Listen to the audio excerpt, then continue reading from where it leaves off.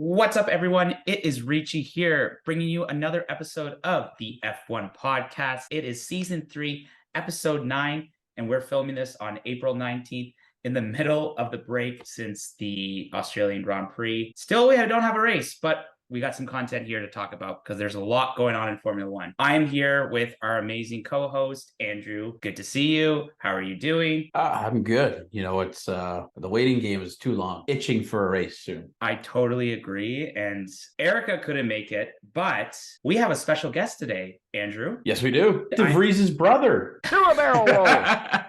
Yes, the fans have been asking, the fans have been waiting, but we're very happy to have Spencer Maybe, a listener of the pod since season 1, episode 1. Spencer, welcome to the F1 podcast, and we're very excited to have you on today's episode. Thank you very much. Happy to be here.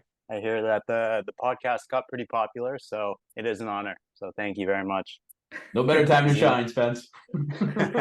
This is going to be fun. Thanks for having me. No problem. Appreciate it. So I think before we get into today's agenda, I just want to give you a little bit of the spotlight today. We always ask a lot of our fans that we meet is, how did you get into F1? And who are you supporting right now? So I think, admittedly, Drive to Survive. I'm going to come out and say it. It's almost like a guilty pleasure, but been there since season 1. So that's, to think on it, a couple of years now. You know what? It's provided several years of serious entertainment, and it makes you think, it's like, where was this? Why wasn't I watching F1 so many years ago and just enjoying it? So that's how I got into it. And then there's a lot of love for Ferrari here. Charles Leclerc, although there's not a lot of luck lately, a great career ahead of him, and I'm excited to see what he can do. And then at the same time, big Lewis Hamilton fan. I think I love watching history go down in sports. If he can achieve the 8th World Driver Championship, I think that's just unreal. Always cheering him on, and then Leclerc at the same time. Quick question, Spencer. 2021 Abu Dhabi. Are you still mad? Oh, I've taken some time. I think I've gotten over it. It was shocking. To be upset, I mean, what are you upset at? Are you upset at Red Bull for a solid season and getting to that point? Are you upset with the FIA and making some debatable calls, creating a lot of controversy? So I wish it was a clean ending. Like, I wish it wasn't such controversy. It would have been nice to just have Max win it outright and just say, yes, that's it. That's the season. To go down to the very last bit of it and go head to head with Hamilton and Verstappen, that was pretty wild. So I'm over it, though. I'm past it. We're on to a new season. Well, unfortunately, still a lot of people are still talking about it. So I appreciate you moving on compared to some people in the paddock or in the grid. So I think let's get right into it. Oh, sorry. So I think we can get right into it. That the week that was in F1, and what better way to start with a lovely discussion about expanding races. Sky Sports is reporting Formula One president Stefano discussed new locations in which races are going to be held. For those that don't know, current cap right now is 25 races, and we currently have 24 scheduled for this season due to the cancellation of the Chinese Grand Prix. So there's discussions of whether could they go to Africa, could they look at London, could they look at expanding at East Asia? He basically discussed that the F1 is working very hard on an African Formula One return. He says that history is not enough to stay on an F1 calendar. So it seems like the FIA and the F1 is very adamant to kind of expand with an already stressed out calendar. And I can only imagine what some drivers are hearing. It's like, well, you're going to add another race to the track. We're going to travel even more. And I'll first start off as like, okay, if you're going to add any more races, at least fix this weird break. The reason why there wasn't a race this past week was because the Chinese Grand Prix was canceled due to COVID restrictions. And I think at this point, maybe it's not. Maybe I don't see a return to the Chinese Grand Prix for F1 because if they're continually having to cancel that particular Grand Prix due to COVID restrictions, maybe take that off the calendar and replace it with a race in Africa, expand into another continent, right? We have a race in Suzuka in Asia right now. It would be good to get to another global continent and really make this a worldwide sport. I completely agree. I think there's a lot to consider here. Having a balance and having a variety of different countries would be great to see on the calendar. I think a huge consideration is sustainable travel, right? They're pushing heavy on being net zero by a certain year. I don't know the exact year, but to be bouncing around different countries, I think if you can make it a smooth transition between each country. Go to maybe a northern African country that's close to Europe, pair that up with a European race. I think you can make a pretty smooth schedule where if we are talking about a busy schedule, if we are talking about drivers being pretty exhausted with jet lag and bouncing around continents, I think you could optimize the calendar. Overall, going to a new country is a great way to showcase that country, right? We talk about it in FIFA all the time, whether hosting a World Cup is a showcase to bring money into that country, to bring tourism into that country. So I think that goes without saying. Bringing something into Africa would be great. Just finding the right country that can host an event with an FIA standard track is priority number one. So I think I'm totally open to the idea. I love the idea. I think going to Africa would be really cool for F1. I think my only worrisome is that if we're going to add more tracks to the schedule, let's be practical about it, because we look at some of the map of where some of these races go and kind of throws it off a little bit. Yeah, because you go from like, for instance, Azerbaijan, fly over to Miami, and then back to Imola. Or even steps before that, going to Jeddah, to Australia, back to Baku. You're one continent to the other. And to think, to even look at this calendar, to have 3 races in the US and not have them back to back, that just seems counterproductive. It seems like they could have made those short trips. They could have drove. They have such an incredible kind of logistics team to get from one state to the other. I think going to Miami to Texas is not that far away. So if they really are pushing kind of sustainable travel and making it easier on the drivers to not just be, not to say flying private is such a bad thing, but to be bouncing around the world, it can get pretty taxing on these drivers. So I think there's an opportunity to optimize this calendar. Whether FIA can do that, we'll see. Look, even at the end of the calendar, right? You go to COTA, then you go to Mexico, and then you go farther south down to Brazil, back up to Vegas. Well, explain that. It makes no sense. Oh, wait, Andrew, you're forgetting that we got to go to Abu Dhabi after Vegas. It's not even a race. It's like a spectacle anyways.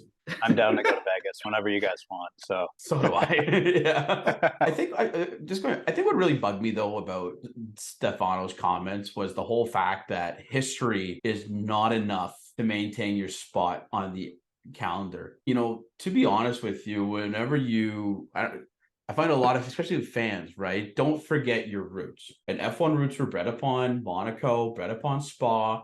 And there's been a lot of backlash, I know, in recent years about the track because Spa always rains. And we had that incident a couple of years ago where they didn't even race. And Monaco, it's getting tougher every year to see the race because, it's just more of a showcase on Sunday than it really is, a hard-nosed fought race. That is where F1 started.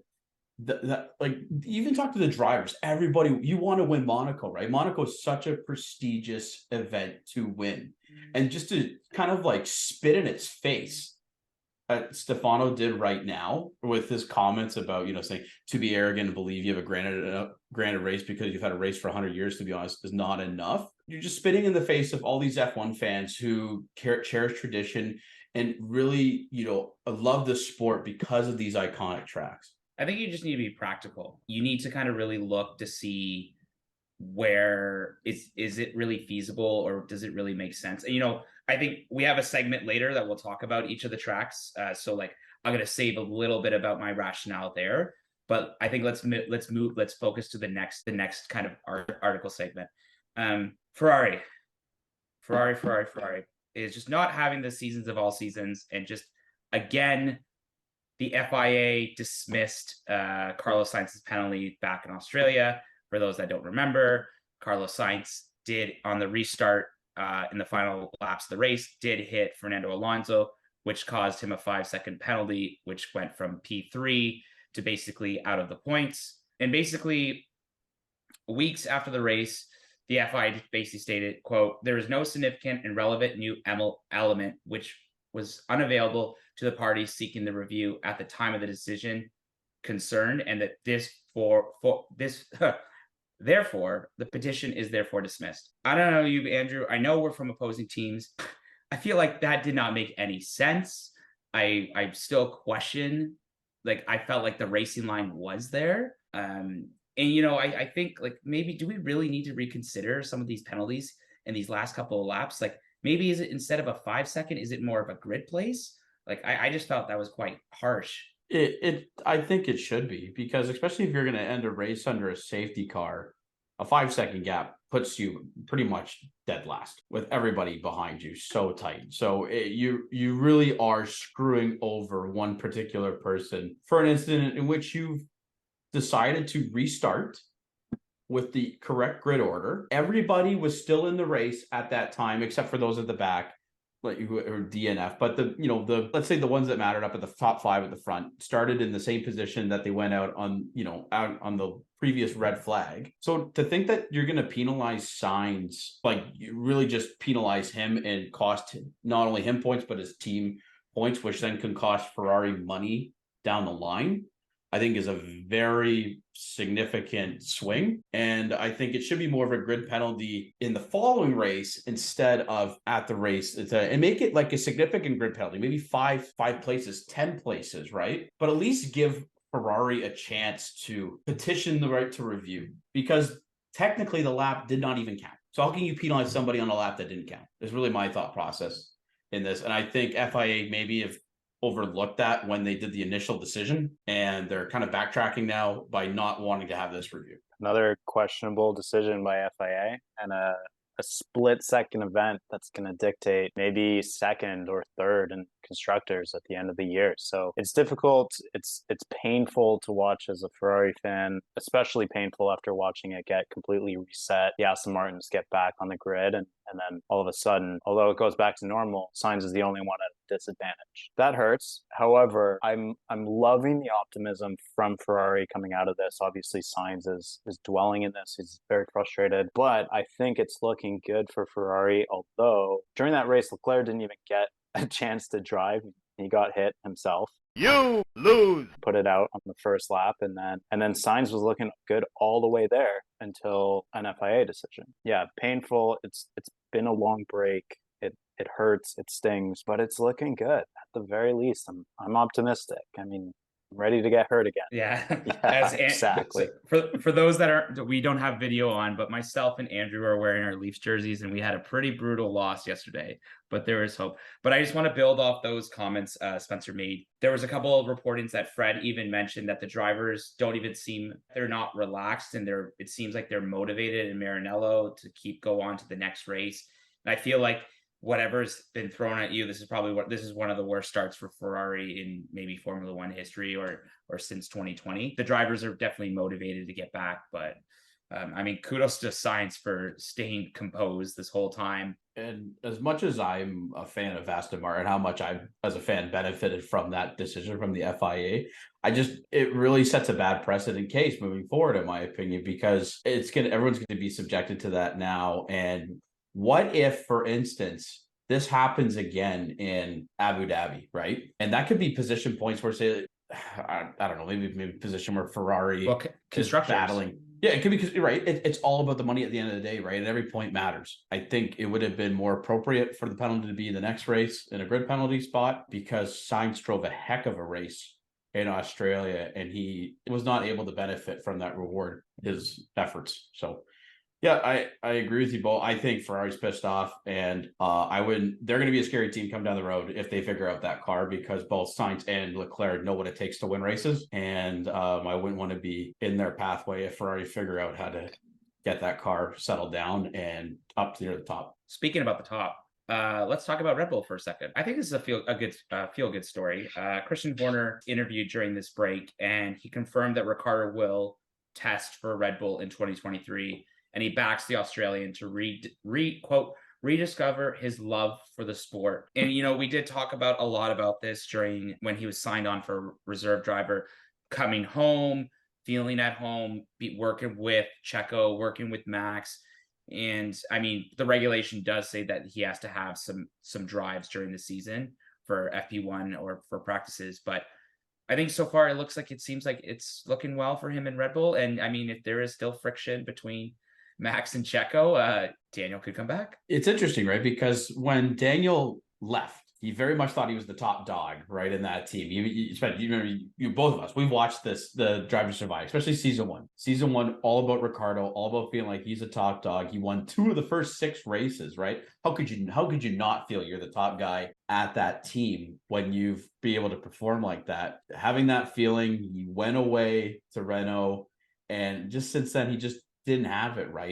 He got the serving of the good old humble pie, and now he's kind of coming back home and understanding that, Red Bull's him, and he's finding the love back in the sport, which I think was a great move. You kind of need like a break when you've just been getting pounded like in the face, race after race after race, with just negativity. You just need that step away from the track, regroup your thoughts, and be able to come back a better, driver. And I think that's what Ricciardo is going to have those tools at Red Bull to at least grow his skill, hone his skill, and maybe we'll see him next year. You brought up a funny point there, Andrew. Feeling like the top dog. So technically, he's still the top dog at McLaren too, as the last race winner at McLaren. This guy leaves teams running on a high. He totally owns that energy. I think confidence is exactly what you need in the sport. If you don't feel like you can go out and win races, don't sit in that car and represent a team. I think Red Bull loves that attitude. I think he's perfect for the sport. I think he's perfect for a TV personality. And it's hard not to like the guy. I don't understand this kind of motive and drama with Red Bull. I don't know how that's messing up Perez's psyche and his mental state, on kind of whether that's supposed to be kind of fuel in the fire to drive faster, to really push himself and earn that seat in Red Bull. If he didn't already believe he earned the seat in Red Bull, Perez has been grinding his entire F1 career to earn it. And if it comes down to conflict between 2 drivers, I mean, we've seen some vicious battles between teammates in past years, but I mean, this is pretty light. And I think the dominance that Red Bull has had this year and last year, I mean, there's no question Perez is performing. He's killer on the chicanes. I mean, Max is wicked fast, but I mean, I think he's earning that seat. Whether Ricciardo is just a quick substitute, I don't know whether that's just drama or whether that's actually based on performance. I'm curious where this is going to go from there. Like, especially since Ricciardo left, that second seat has been like a death sentence for any driver that goes in, right? Gasly couldn't hack it as the Red Bull second driver, gets demoted back to AlphaTauri, right? They promote Albon. Look what happened to him. He had a great end to that 2019 season, but 2020 he just didn't perform. As a result, he lost his seat. Now he's back at Williams, and he's growing there, and growing that team to a potential midfield contender. But no one's been able to thrive at all until Checo has come in, and he's taken the bull by the reins there, and really been able to provide that support system, not only that Max needs to win like the world championships, but what Red Bull needs to win the constructors, right? Mm-hmm. Having that consistent number 2 to compete with Mercedes in 2021 on the points, to be finishing a close P2 in the constructors, and then absolutely wiping the floor with everybody last year in 2022, and even wiping the floor this year in 2023, right? Incredible move by Red Bull to get Checo, especially. I can't believe that Racing Point would let him go. Like, looking back on it now, or now that Aston would let him go. It's just, it's funny how it works, right? Some things, as door closes and other opportunities open up, and I think this was a real big move that Checo needed, because he's earned it, man. I think he's an incredible driver. It's crazy to watch him go from the back of the grid and get himself back on a podium. So he's proven his talent. I just think it's so hard to be a teammate to an absolute superstar.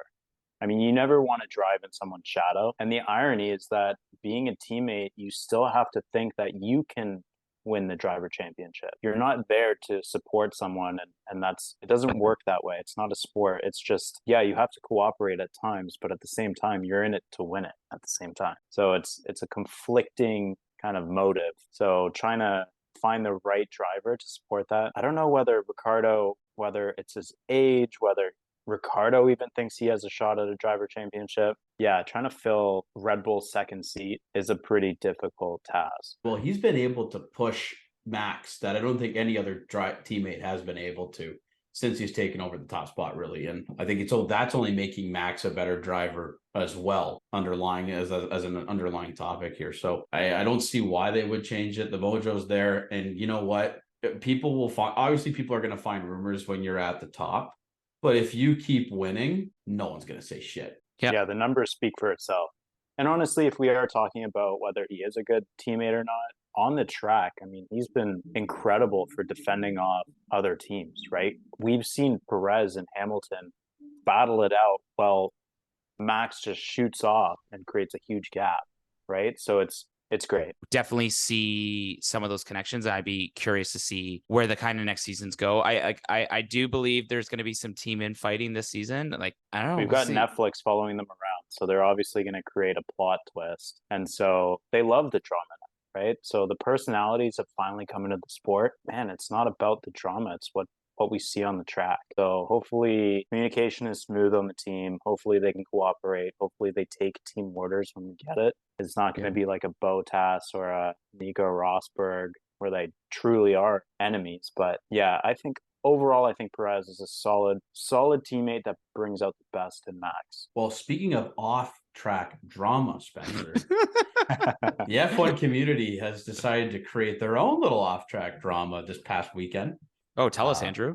Okay, well, Charles Leclerc and Pierre Gasly attended the Monte Carlo Masters, which is a men's professional tennis tournament. I don't, it's like the level below the majors in terms of how competitive it is. So it's a pretty significant tournament. Attended the singles and doubles finals together, where Charles and Pierre went with Gasly's girlfriend, Kika Gomez. Fans claim that she was the one third wheeling between Charles and Pierre because Pierre was sitting closer to Charles than he was his girlfriend. But at one point, Charles got up and left the seat to go somewhere else because he was feeling like the third wheel, probably. They looked great. The photos, they look super fly in those linen suits, and they're the perfect poster boys for F1 teams. So look like a pretty cool event, whether they're wheeling and dealing with some girlfriends. I mean, do we really need this? Are we really stirring the pot here and just thickening this plot? I mean, come on. That's a stretch for this F1 drama. I love it, though. Let's keep it going, but it's hilarious at the same time. I was just going to say, is that like the uniform you have to go to a tennis game is in like a suit, like a tan suit? Because clearly, I guess my soccer shorts and a wife beater is not going to work. It looked like it was sweltering there. I don't know if Gasly's girlfriend would come talk to you in your shorts and wife beater. Sorry, Richie. You lose. But you know why Charles was the third wheel, right? Oh, God. Because Carlos wasn't there? No, because they forgot the fourth wheel back in the Ferrari garage. I like that one. Thank you. But that does bold the question, because they were spending their spring break together, technically. Which current F1 driver would you be down to go on a week-long spring break bender with? Oh, that's a good question. Danny Rick. Well, he's kind of a reserve driver, but we'll give it that one. I think he would just be the craziest guy to just go on an absolute bender. It's like, it depends what kind of vibe do you want. Do you want to go with like a Valtteri Bottas where you just bike every day, or do you want to do like a Carlos Sainz or a Lando Norris? Is like you club, but you also golf at the same time. Oh, now we're building a full itinerary for the spring break with an F1 driver. They have like 20 days to do nothing, of course. That'd be a great time regardless. Andrew, maybe do a couple laps on the track, get in the car and give it a go. Go-karting with someone of them. I think it'd be a wicked spring break. I think it'd be a sneaky person, like a sneaky pick would be Fernando Alonso. I feel like that guy still gets after it at his age. You would just sit trackside and work on your tan. Absolutely, why not? That sounds like a pretty good bender to me. Well, Lewis Hamilton was at Coachella this week. You know what? To be fair, I think I would pick Lewis because that guy has every connection under the sun. We would have like the best week ever. Lewis, if you're listening, we want to hang out. I feel like Lewis would be down for all those extreme events too, right? The guy's surfing, skydiving, so he'd be down to do some crazy stuff. So that would be a lot of fun. I think that'd be a good question to bring up to the fans. Who would you want to spend a week-long spring break with? Yeah, so make sure to write on our social medias. Love to hear it. And all right, so our last question for the week, that was, could Aston Martin switch to Honda power in 2026. So this article came out through Auto Sport, and they're talking about the new 2026 season. See a reshuffle of engine partners, Sauber leaving Ferrari, AlphaTauri parting company with Honda to run the Ford-backed engine. I don't know. Is this like a gamble that you go? If I'm Andrew Cleary running my Aston Martin team on F1 2026, like what am I doing? It's such a gamble, right? It's really who's going to have a good engine come 2026. Now that the freeze is on, right? So you can't once you build the engine, you build the engine. So for the upcoming years, I think a switch would be good. Oh no, man! It's like whoever gets it right. Personally, Red Bull has done amazing with that Honda engine / Red Bull powertrain engine, and if they do one with Ford, why not, right? I think that's like the main direct competitor there. But depending on how the engine fits to your car, you may have to change your whole philosophy on aerodynamics, the overall chassis development, which I think Aston Martin have been able to do with the Mercedes engine. I don't know.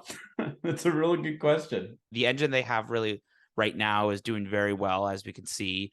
Do you like take that risk? Because we've seen teams that have changed engines and it's not gone their way. Yeah. Well, for instance, like, when Red Bull switched from Renault to Honda, that seemed to benefit them, but it took them a couple years for them to get to that position where the Honda powertrain was a superior to that Renault power engine, right? In that case, I think it'll be interesting because there's also a lot of political information, a lot of politics that go into that as well, right? Where you have Haas been backed by Ferrari, you're gonna have Alfa Romeo, which is backed by Ferrari too, right? They generally don't want to switch because sometimes they need that kind of voting power internally to sway regulations to that benefit. So it's really about, I think incentives are going to be a very big play here and seeing who can be incentivized to go to which powertrain at the end of the day. What's up, everyone? It is Ricci here. Thanks for tuning in to part 1 of season 3, episode 9. I hope you guys appreciated this episode. Tune in to part 2, where we discuss whether the tracks on the current F1 grid should be removed, should stay, our rationale, and also what other tracks could potentially come up or some fun ones. Let us know your thoughts in the comment section below, and also hope you tune in to part 2. Thanks so much, and make sure to hit that subscribe button. Thanks, everyone.